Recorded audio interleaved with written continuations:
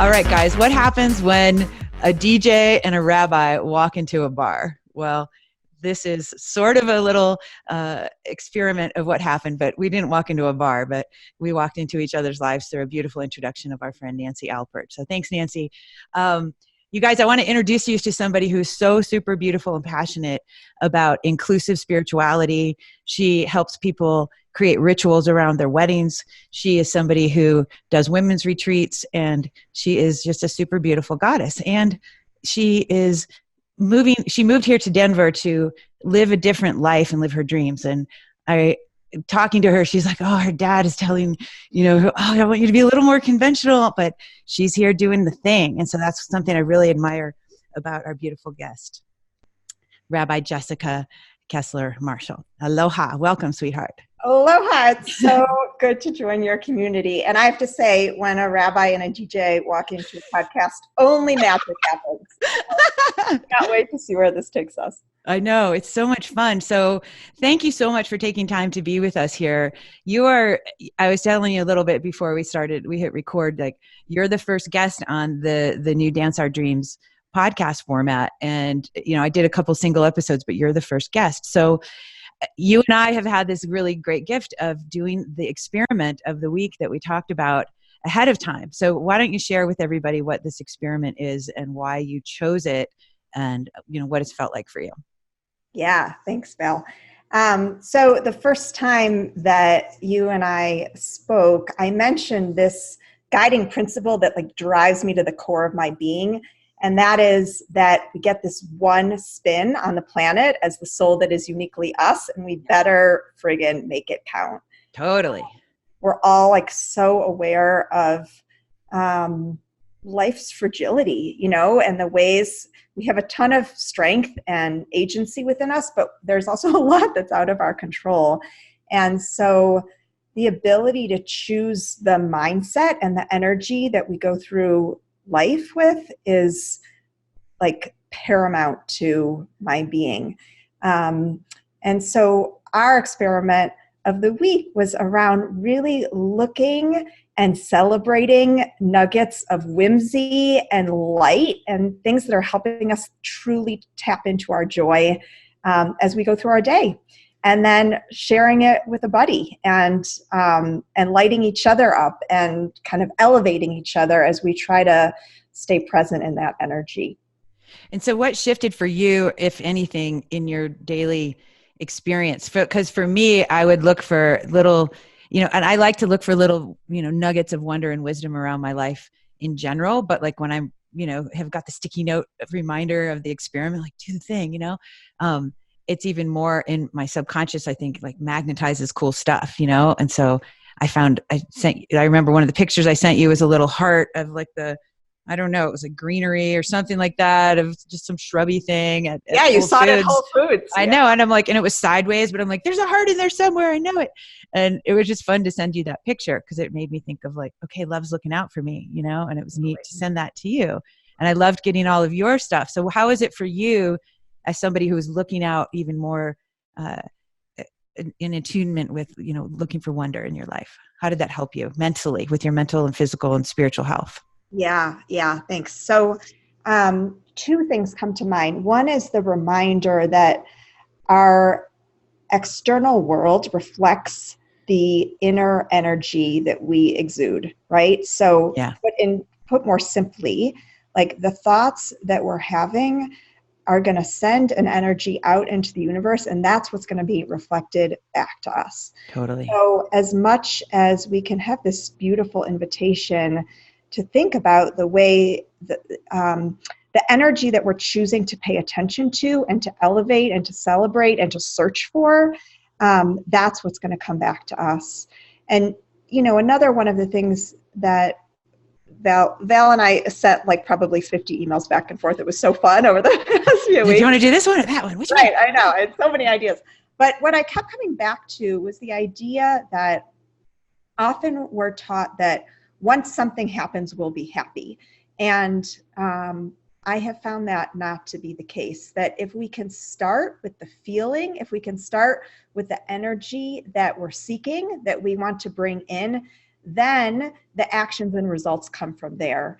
So really the experiment was this invitation to create for myself the world that I want to live in, you know, and the energy that I want to feel. And I find that the more that I can celebrate that, the more that I see it around me. Totally. And I can give a bazillion examples of how that happened, but it just makes things more fun. Like, you know, we can hold a lot of heaviness, or we can approach it with a sense of playfulness and with whimsy. And that's the world I want to live in. So, yeah.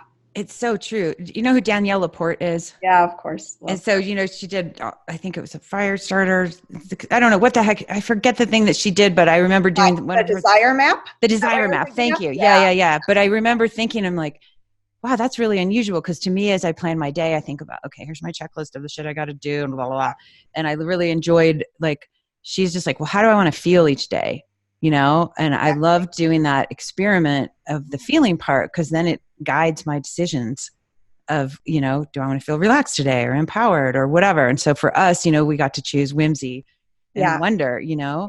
And what do you think? I mean, sometimes as a business person and as somebody who's trying to live in my left brain and be like all organized and whatever, I'm like, I don't have time for all that shit. And it's like, yes, you do. Because that's what fuels the thing, you know? Gosh, and I'm so glad you brought that up. Yeah. You know, and I think a lot of people struggle with, like, oh, whimsy stuff is for kids and that's Mickey Mouse and that's whatever. And I'm like, dude, well, guess what Walt Disney did with this little mouse, his whimsical mouse? Like, he made an empire and was a businessman and an artist at the same time. And he helps people smile. So what do you think about that? Yes, and yes.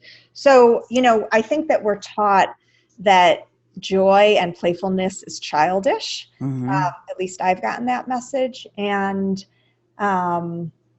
I want to actually really push back against that assumption. If we can get into, this is for me really like second chakra, right? Our seat of pleasure, of delight, of deep sensuality, and really like connection to our body. You know, when you were talking about Danielle Laporte, like, I think about using our body as our guide instead of our head, right? Instead of all the shoulds, is really tapping into actually what feels really good today and having that nourish us. So yeah, I think, my goodness, joy and creativity and a sense of like deep rootedness in pleasure are the seed of innovation. I mean, that's where innovation comes from. And when we can tap into that energy and feel lit up, then we have so much more to give to others. That's the energy that we use to change the world. So I'm not saying that there aren't times that we have to, you know, like put our tush in the chair and get stuff done.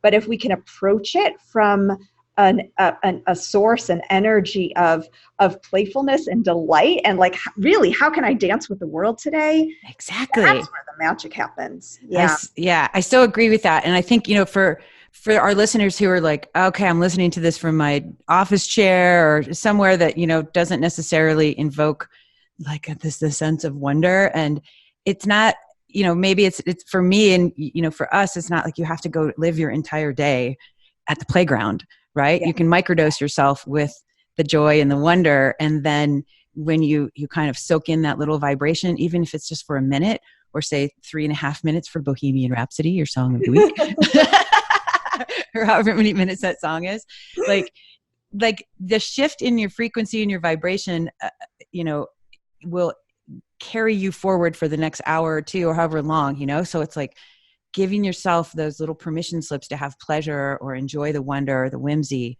right? Throughout the day. It doesn't have to be like, I only get to do it once during the day and this is my segment for play and joy, and then the rest of the time I'm working. No. 100%. Yeah. And I have two thoughts about that. So thought number one, and I wanted to make sure to say this, is that this is not about pretending that everything is ponies and rainbows. Right. Not that we're against ponies and rainbows. I'm a big fan of the ponies and rainbows. Yes. It's about, you know, I think like being a spiritual being is about being able to dance between the both and, right? There are times when were struggling or feeling more tender. And that's an opportunity to practice radical self-compassion and to nourish ourselves and not to force ourselves to be, happy-go-lucky if we're not feeling it. That's a time really to surround ourselves with nurturing. So that's number one. But number two is kind of speaking to, like, this isn't about, playing in the playground or taking the whole day off. It's really about how can we infuse a sense of delight and joy into the everyday. Yeah. So case in point, I was talking to a Verizon representative on the phone the other day. Everything you think about that experience, right? Like, I know all this. I'm like, totally. I'm hitting 17 buttons just to get to the right person. Then the phone, the call drops and I have to try it again, all the things. Anyway, once I get on the phone with this person, they saw Rabbi in my business address or whatever. And we ended up getting into this like wonderful conversation. The Verizon representative, I think his name was Kevin. Kevin wasn't Jewish, but he lives in Kansas and he knows this rabbi, and he mentioned this rabbi's name. She's a beloved colleague of mine. We all knew each other, and we just had this moment, so it's instead of kind of like shutting down and turning off these beautiful opportunities for connection and for sparks of divinity, as I would say, those beautiful, mysterious coincidences that always happen. It's about like opening ourselves up to that possibility. So, it can happen in the line at the grocery store with the Verizon representative. It's not only about, going on vacation and finding it there. It's so true. And I so resonate with that, having that opportunity anywhere you go and that conversation with your thing like, oh, I'm doing tech support. Great. Right. But right. I remember almost 20 years ago, I was on a tech support call with, oh my God, M Audio, which was like an audio card company for, when I was DJing and doing all this stuff, and it kept breaking. And I'm like, shit, I gotta keep calling this company again.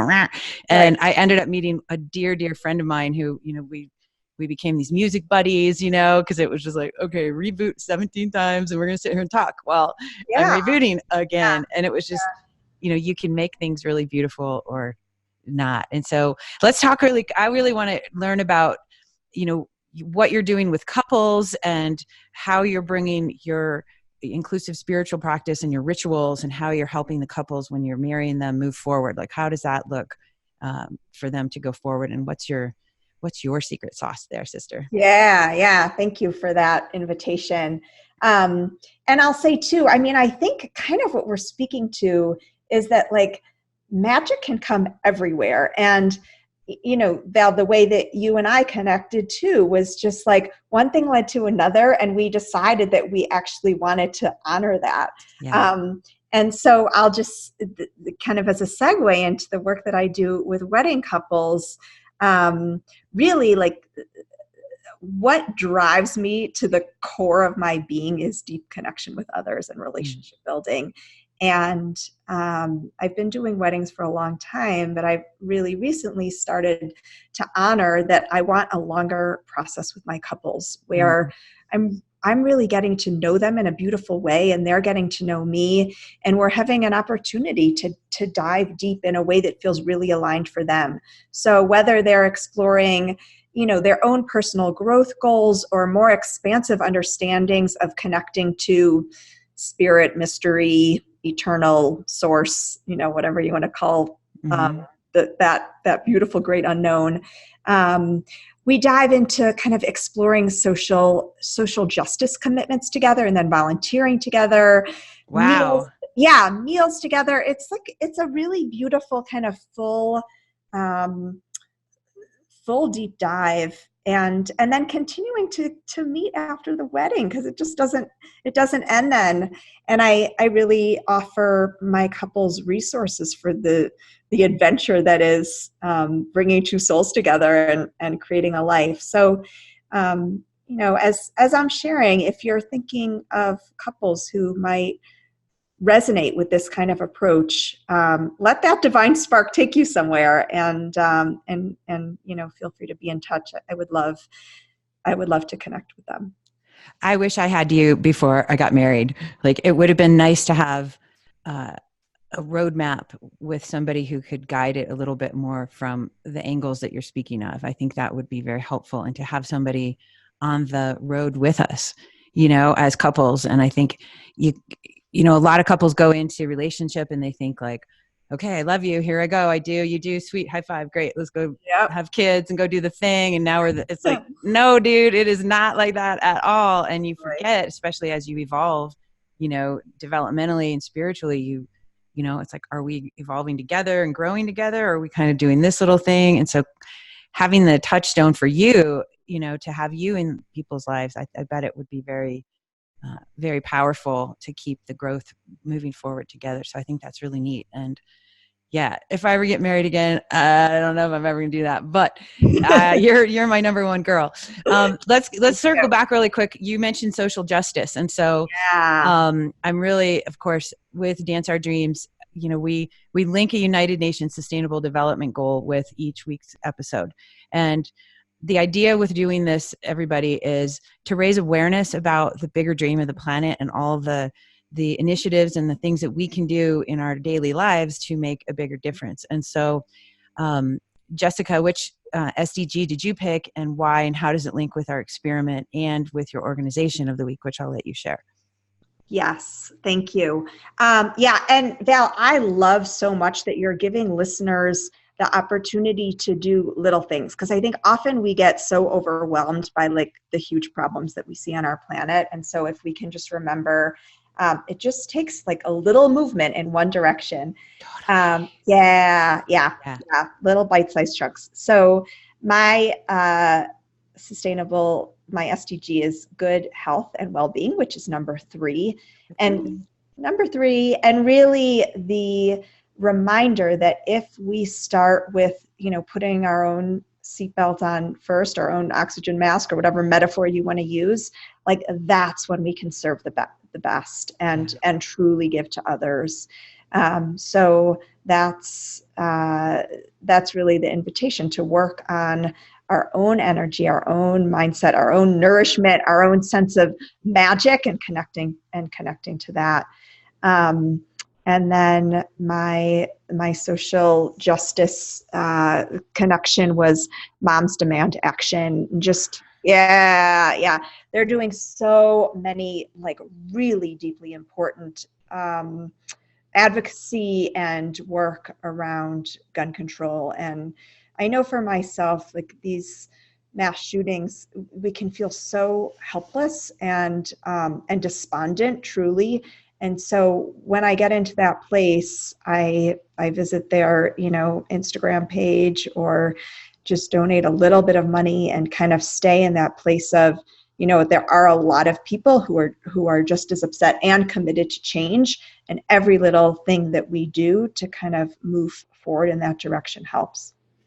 Oh, gosh, I so agree with that. And something just keeps flashing in my mind when you're talking about, of course, the micro changes make macro impact, right? And so circling to the experiment and the whimsy and the joy and the wonder, and how can a smile on our face, because we just got lit up, and if we happen to smile at a stranger, and what happens if that was the stranger? I've heard several of these stories before, that was the stranger that was going to go commit suicide, or that was the stranger that was going to go, hurt somebody, or whatever, that something like just the simplest act of smiling or opening the door for somebody because you're lit up just a little bit more than you were, and you did something different, like, hey, high five, woo.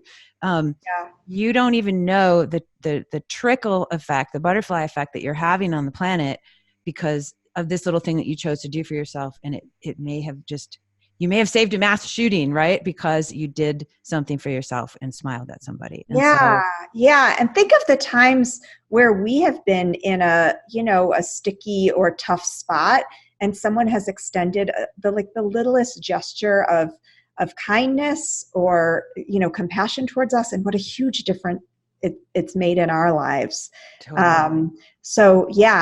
Hold that close, right? The ways that it's made us feel.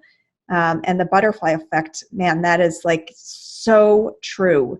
So true. Yeah. Yeah.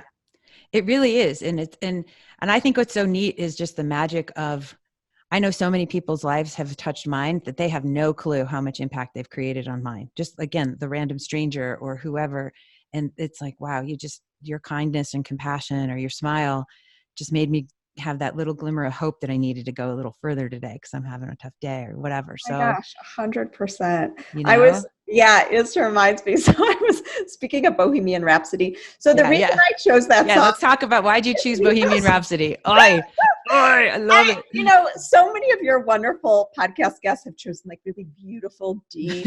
You go rock it, girl. And here I am, you know, like a rabbi. I can hold the deep stuff, you know, in a heartbeat as well. But I love Bohemian Rhapsody because I go on road trips all the time and I blast it and I dance in my car and I use hand motions and I have like such a fun, goofy time. And recently I was doing exactly that and the driver in the car next to me turned his head and just gave me the biggest grin. And we had this moment, you know, of both of me being like, oh my goodness, he must be having a field out in my car. But also knowing like, there was such a beautiful nugget of shared humanity there, Val, and connecting as humans. And it doesn't take, you know, ginormous gestures. It's all in the little stuff. It is.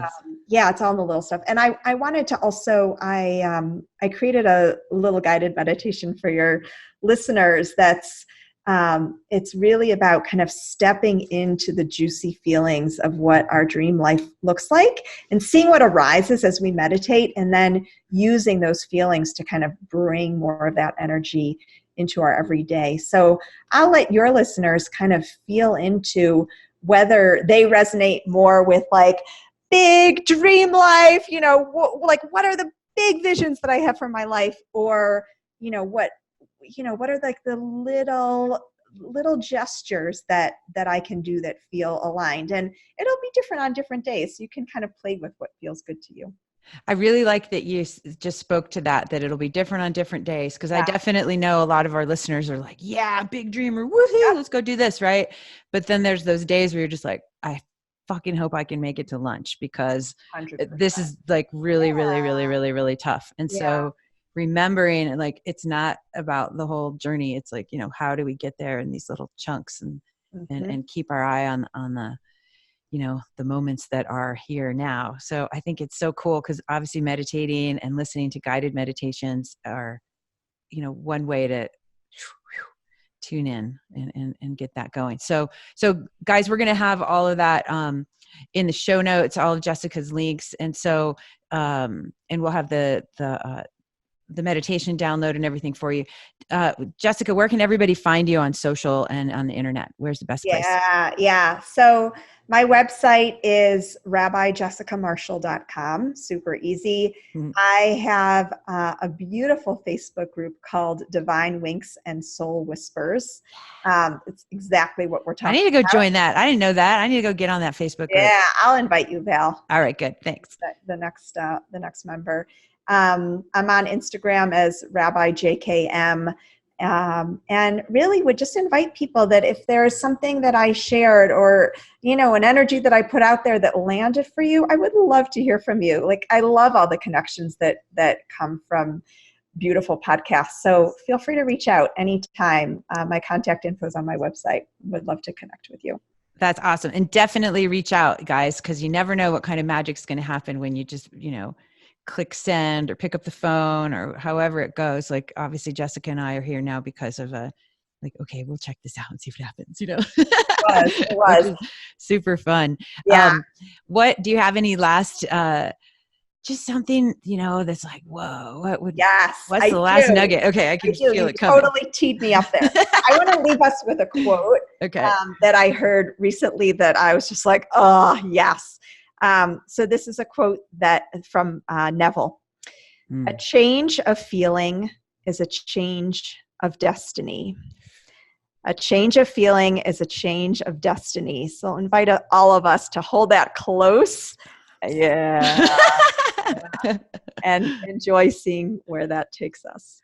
I love that. Oh my God. What a great quote. A change in feeling leads to a change in destiny. Like it's so true. Right. And it is true. Like we just said, it could change that person's destiny who was going to go do something that maybe wasn't so good for the world or just their day. So wow. It's magic. So, all right, guys, check out Rabbi Jessica. She's the bomb. And I'm so grateful you got to spend some time with me here. You and I are going to be doing some stuff together. I can already tell.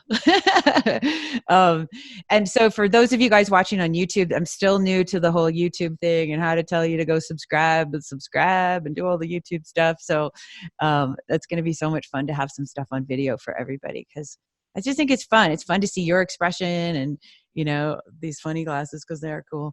For those of you who are listening, Val has amazing rose-colored heart-shaped sunglasses on. You know, a whole nother level. Well, you know, and I think about life, right? It's like we all have choices to put lenses on our the way that we look at life, you know, and you could put the lens of fear and lack and all those things, or you could put these rose-colored heart glasses on and stuff's still going to be there, but it might be a little prettier.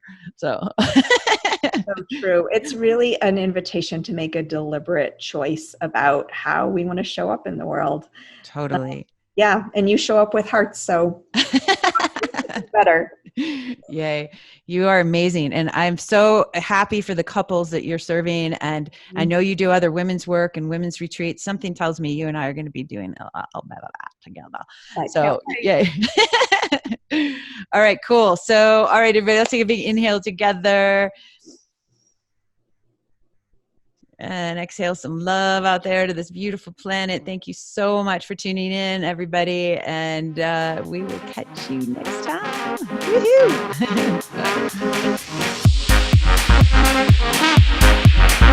Woohoo!